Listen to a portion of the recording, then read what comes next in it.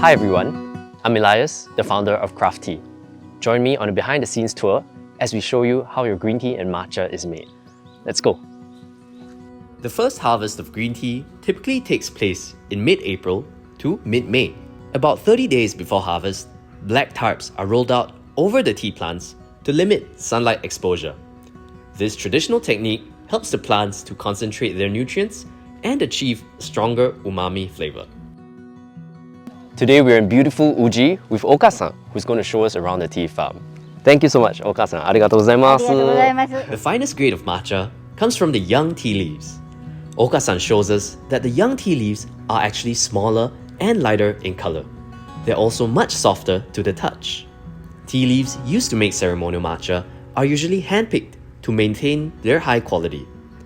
Right now, we're at the tencha processing factory with Otani-san.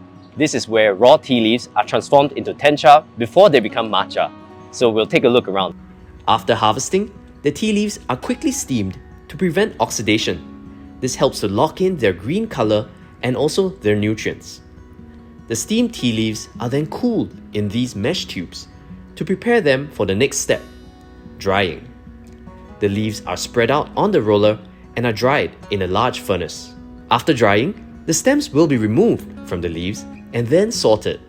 These leaves are now called tencha and will form matcha after they're ground into powder. Ceremonial matcha is ground using stone mills.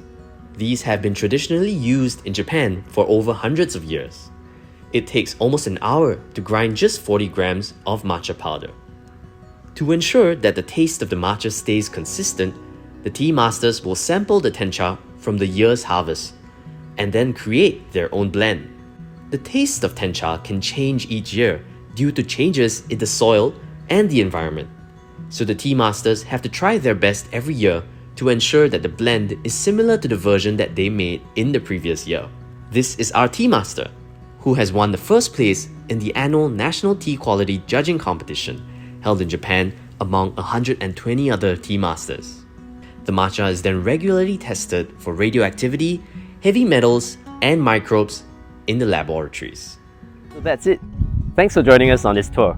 We hope you enjoyed this quick peek into the tea making process. So next time you enjoy a sip of your tea, remember the journey that it took from tea plant into your cup. Cheers!